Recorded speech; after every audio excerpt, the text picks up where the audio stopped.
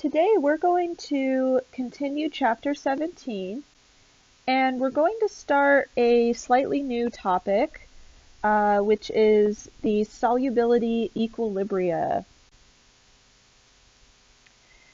Now, previously we've seen that ionic compounds are either soluble or insoluble. Now, all ionic compounds can dissolve in water to some degree.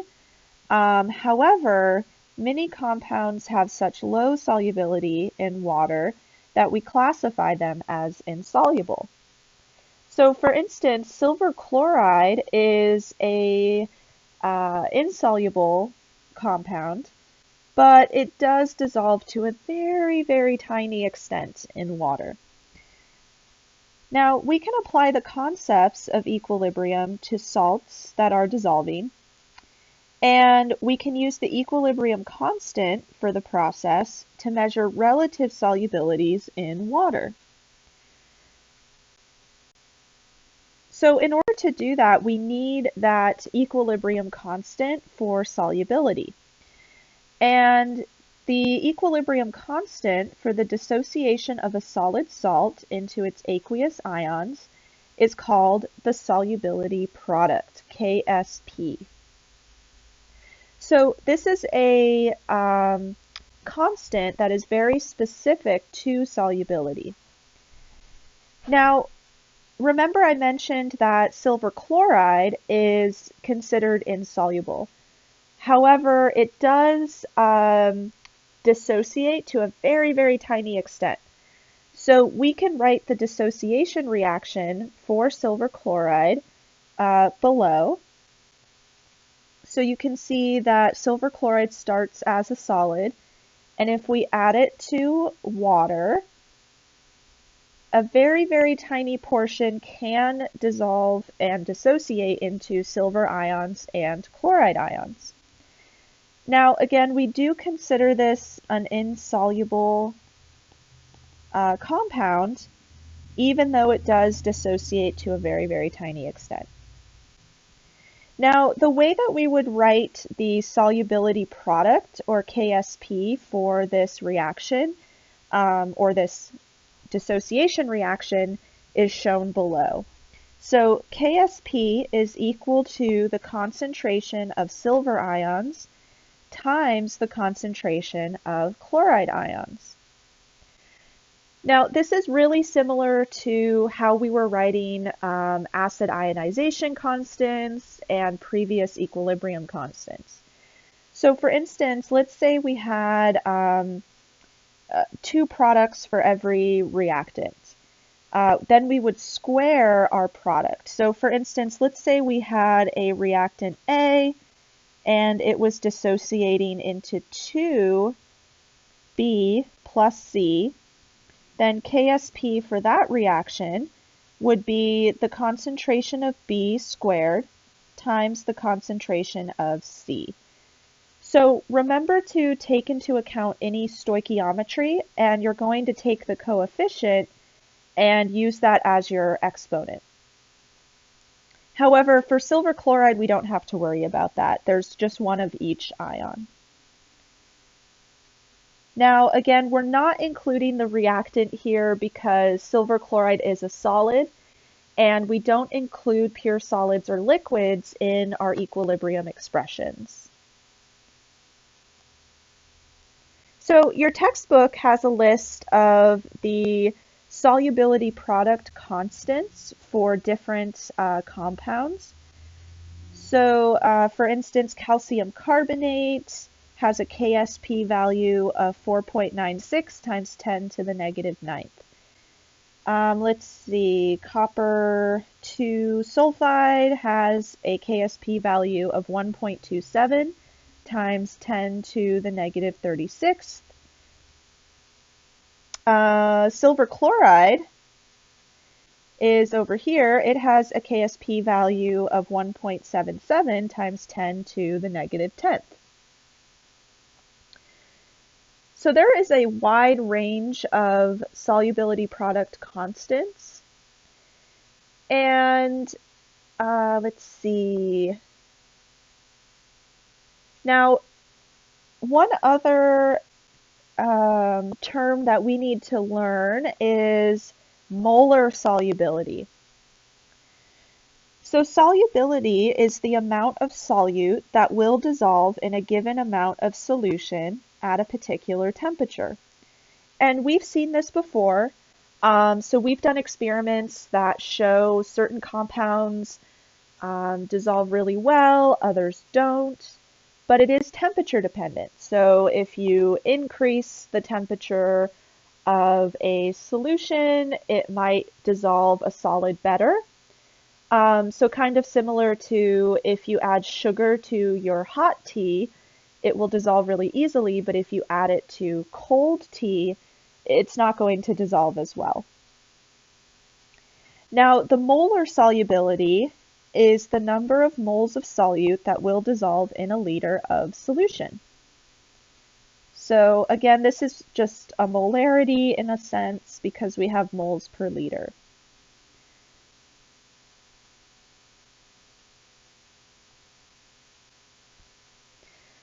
All right. Now, this is different from KSP. So KSP, remember, is the solubility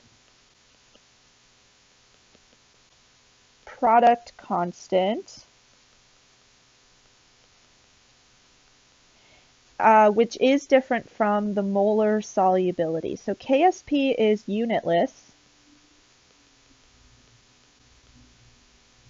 whereas molar solubility is in units of moles per liter.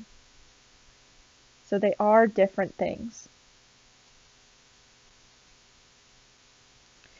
So let's go through an example, and we're going to calculate the molar solubility of PbCl2 in pure water. So really quickly, what is the name of PbCl2?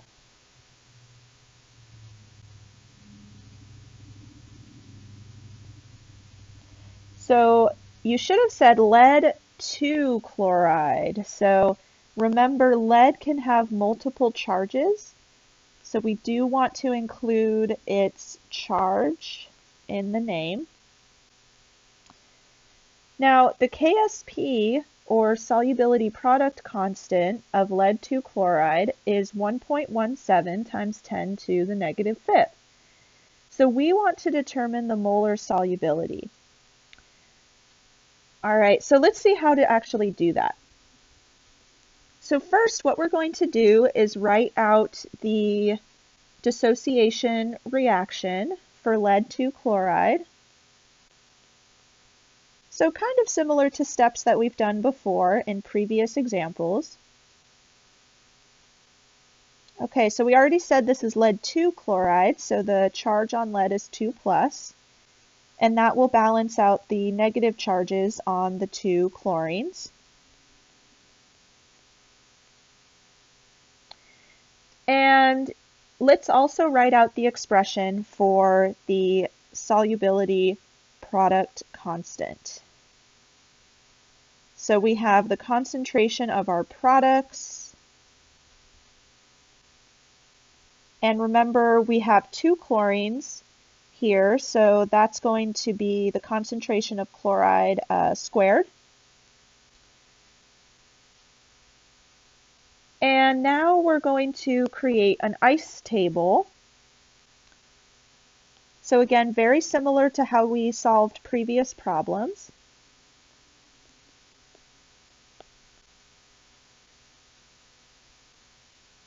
Oh, wait, I don't want to actually write PbCl2. We're not using that today, or at least not for our ice table.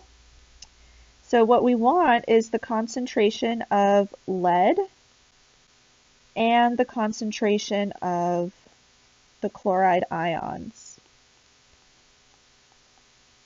Okay, so initially we're going to say we don't have any of our products. And again, we're not using lead 2 chloride, our reactant, because it is a solid. And pure solids and pure liquids don't have a very large increase in concentration, or they're change is really, really, really negligible, so we don't include it in our equilibrium expressions. Now, we have to take into account the increase in the amount of product.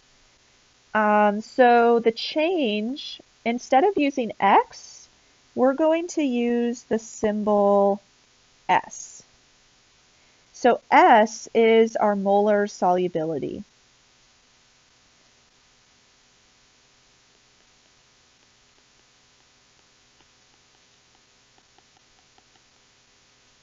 All right, now for chlorine, or the chloride ions, we're going to add 2S, because remember there's a ratio of 2 to 1 between the lead ions and the chloride ions.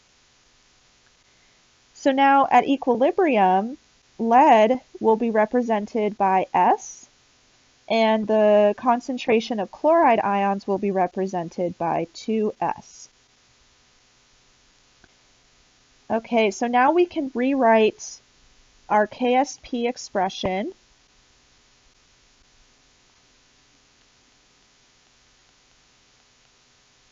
So KSP, again, is equal to the concentration of lead ions, which was S, and then that's going to be multiplied by the concentration of chloride ions, which was 2S, and then squared. So if we put that all together, we get 4, so 2 squared, times 3 S's, because we have S and then S squared, so that would be S cubed.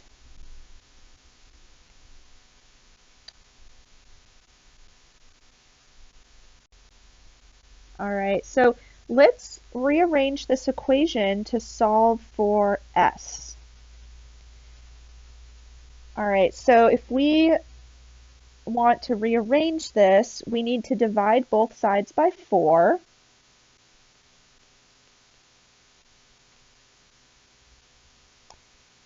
And we also need to take the cube root of both sides.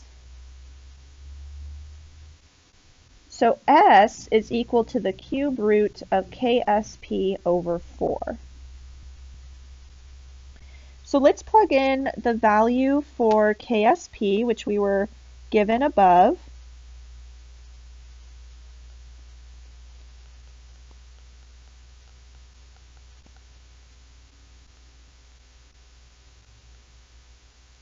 So we have 1.17 times 10 to the negative fifth divided by 4, and then we're taking the cube root. So S is equal to, let's see, 0.014 moles per liter.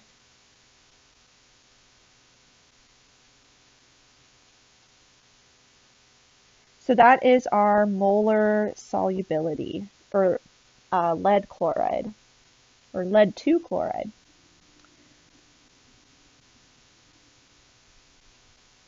So hopefully that helps with seeing how we solve for molar solubility.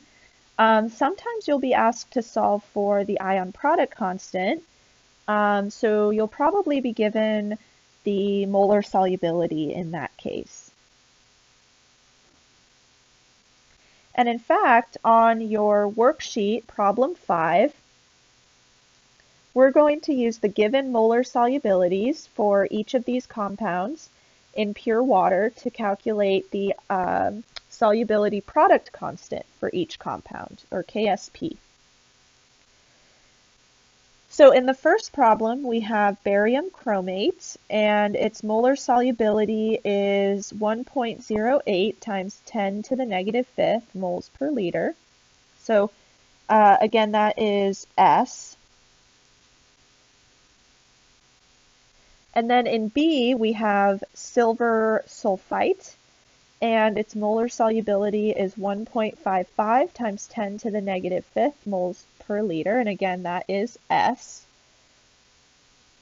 And then in the last problem, we have lead 2 thiocyanate, and its molar solubility is 2.22 times 10 to the negative 8th moles per liter, and that is also S.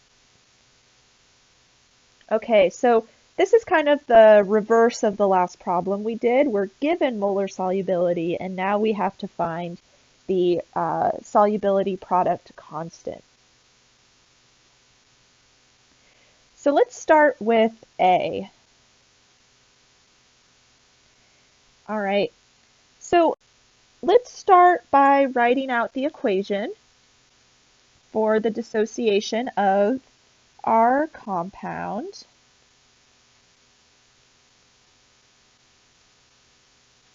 Oh, I wrote bromine instead of barium. There we go. So one of our products here will be barium, and barium is in group 2A, so it always has a 2+ charge. And we've got the polyatomic ion chromate, which has a 2- charge. And now we want to write the expression for KSP. So that will be equal to the concentration of the products multiplied by each other. And everything's in a 1-to-1 ratio, so we don't have to worry about the stoichiometry here, or the exponents. Now let's write an ICE table so we can figure out what KSP is in terms of S. I'll use a different color for that.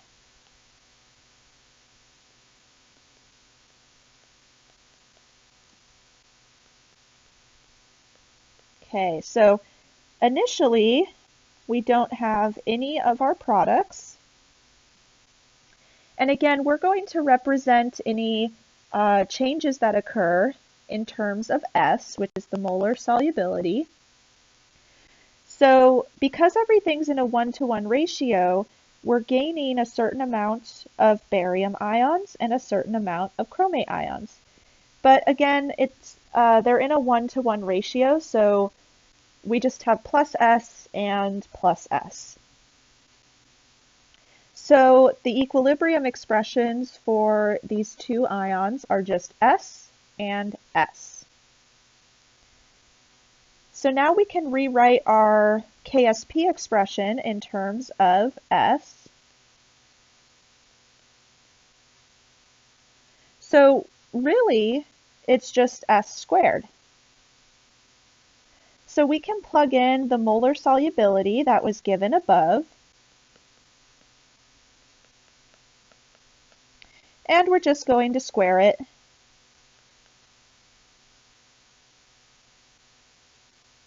So our KSP value should come out as 1.17 times 10 to the negative 10th. And similar to other equilibrium constants that we've seen before, the equilibrium constant here is unitless, so we don't have to include units. But super easy, right? So we're following the same steps we've done before, but instead of expressing our concentration change in terms of X, we're going to use S because we're considering the molar solubility. All right, so let's work on problem B. So this one is a little bit different. So let's write out the chemical equation here, the dissociation reaction. So you can see that the stoichiometry is different for this problem.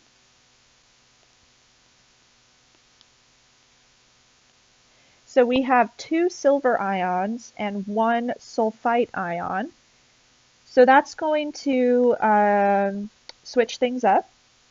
So our KSP expression is the concentration of silver ions squared times the concentration of sulfite ions.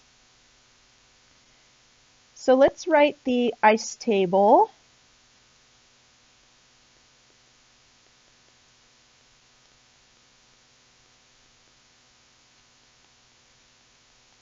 So again, initially we don't have any of our products.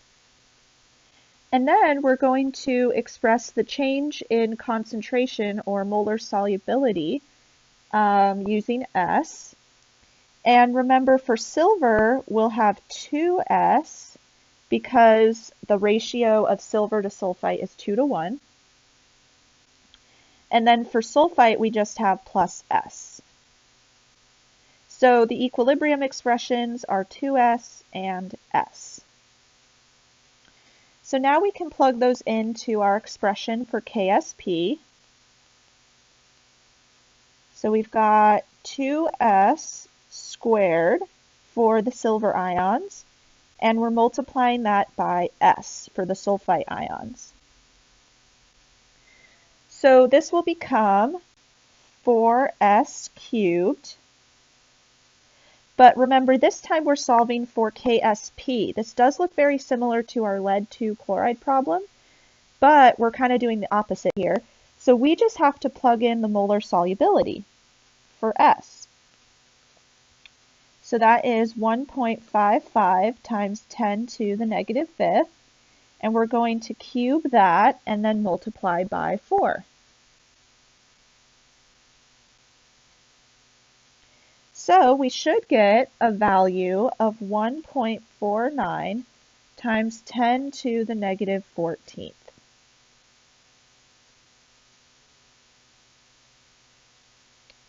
Okay. Now for C, I would like you to try this on your own.